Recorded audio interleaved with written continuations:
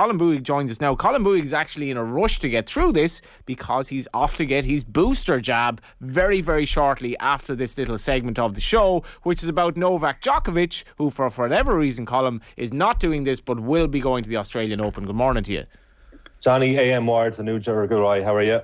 Thanks for revealing my medical private history there. Yeah, I just consulted with Tommy just to see if it were okay. But I mean, is anyone? Yeah, you consulted with Tommy. If I'm any good, what's taking you so long? What? You literally can't get rid of the boosters. Well, I have private reasons for that. I feel a huge sympathy for Novak all of a sudden. I can see it now. What are your private reasons for waiting so long? People probing your personal life constantly. I'll tell you privately, lads. Yeah, we'll have a great chat. Jeez, I'm fascinated. Off the ball, behind the scenes. No, I really do have to go though. So. You really do have to go, yeah. So we've about 6 minutes. What's going on with Djokovic? Why is he getting an exemption? Is this the rich being favoured over the poor? Talk to me. Well, you could argue that definitely one side of it, but Craig Thiele, the Tennis Australia chief, has said it's a rigorous, independent panel. There's 2 panels, and it's full of medical expertise. It's set up in conjunction with the Victorian government, and Djokovic was among 26 others who applied for this medical exemption out of 3,000 players and staff in total that would be participating in the Australian Open. And Djokovic is one of the handful that passed the medical exemption rules, which could be a cardiac illness in the last 3 months. It could be an acute illness overall. It could be a reaction to a previous vaccine, or probably most interestingly, it could be if you contracted COVID within the last 6 months, then you don't have to get a vaccination and you can play. So is that not by far and away the most likely scenario here? It is. And I mean, look, the thing is, this wouldn't even be a segment now if Djokovic just came out and said, look, this is the reason I can play. But he's not going to do that. And it's never been in his nature to really disclose that information. You know, he always holds back a bit. I mean, Djokovic, he's such a polarizing figure and he has a really partisan crowd on his side. Like, look at any comment section on YouTube videos with Djokovic in the title, and there are crazy supporters of Djokovic. You can say no wrong about him. And the one thing about it that I find so fascinating is that for a guy who wants to be loved so much, he goes about it in a very funny way, because he goes up to the field and he's about to go on the pitch and he's like, no, I'll leave it.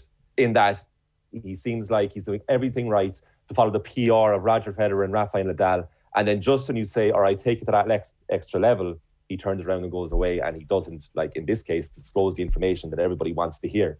And like, the reason obviously that this is so controversial is that Melbourne is the most locked down city cumulatively since COVID began.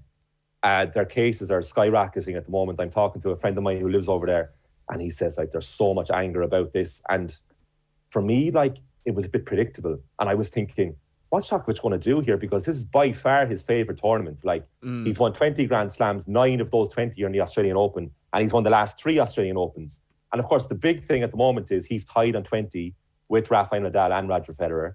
So he really wants to play at the Australian Open, but he pulled out of the ATP Cup this month with Serbia. That was held in Sydney. And then people are getting, Jesus, I wonder, is he actually not going to play because of this vaccination rule? But I was thinking to myself, if he wants anyway, he's going to play. They're going to let him play. And all, like, this whole thing would end, the whole speculation about it, if they just came out and said, or if he came out and said, look, this is the reason I'm allowed to play. Well, we're thinking do that, and we're never going to know. We're thinking of Callum Robinson here, but is he going to be absolutely badgered in interviews now? What is it? What is it? Totally, yeah. But you know what he does? Because he's been badgered about this for 2 years, lads. Because everybody knows that he's vaccine hesitant, I think is a diplomatic way to put it. Not our Colm. And he comes, not like me now, I know. So he'll come out and see what he says. You could say it's kind of smart, but it's the way he puts it anyway, is that he's not against vaccination. He's pro-freedom, pro-choice. And that's the way he's going to spin this. So I think what he'll do, like, it's a week and a half to go, lads, till this Australian Open starts, a long way to go. I think what he'll do is he'll say, look, it's I'm pro-choice, you know, whatever people want to do. And I applied for a medical exemption. I got a medical exemption. I don't have to disclose my medical history, which he's absolutely right in doing. So he doesn't want to go on with you, Johnny, but he's absolutely right in saying that he doesn't have to say any of this. So we're never going to know the reasons for this. The only way that this will escalate further is that the Prime Minister, Scott Morrison, has come out and said, look, Djokovic has to prove why he's not being vaccinated. And he might do that, and we may never know about it. Or on the other side, the most extreme measure taken here is that Djokovic could be kicked back out of the country if he can't sufficiently prove why he has received this exemption. And I don't think that's going to happen, because the other point about this too is last year there was a 5-day circuit breaker midway through the Australian Open because there was a case at a Holiday Inn in Melbourne. So there was no fans allowed for 5 days, which means all those ticket sales were gone and all those merchandise sales were gone. Could argue that the Australian Open really needs the money, and Novak Djokovic is the biggest draw. So that's why he's allowed to play. But look, is he not a negative draw? No, like there's a huge Serbian population in Melbourne that absolutely love him. Like I remember in his first round match last year, he was on court post-match interview, and an Australian interviewer asked him, "Oh, you were got a bit frustrated there before this tournament," because he did something similar last year in terms he was very vocal about being against the quarantine restrictions that players had to isolate for 14 days if they're on a flight. If they're one of 72 players on 3 flights that had positive cases, they had to quarantine for 14 days. And Djokovic was saying, can you not let them out and play a bit of tennis and coach and have better food and all that? And the interviewer kind of alluded to that in the post-match interview on court. And Djokovic was like, "What do you mean frustrated?" And then the crowd started booing the interviewer because he has such a huge Serbian contingent in the crowd with him. So as many people that kind of dislike him or are opposed to his views, there are a lot of fans who absolutely worship the ground that Djokovic walked on. And that'll be the case in Australia too. Yeah, briefly, we talked about raising the roof there in a literal sense. So you'd imagine that the atmosphere could be really, really good at this between obviously the Serbian expats, I guess, back in Djokovic, and a lot of people who generally don't like him anyway. Yeah, totally. And I mean, that's always been the draw with Djokovic. And, for a guy who really wants to be, as well as being, potentially the best player of all time, also the most loved player of all time. And I know it's the old adage, like, if you're trying that hard to be loved, it's never going to happen. And therefore, he polarizes so many people. And that's kind of the way his personality is anyway. So, like, the fact that he is playing, or it certainly looks like he's playing now as we speak today, that's just going to draw more people to it, isn't it? Because the first round match, people are going to tune in to hear what the crowd's reaction is going to be like.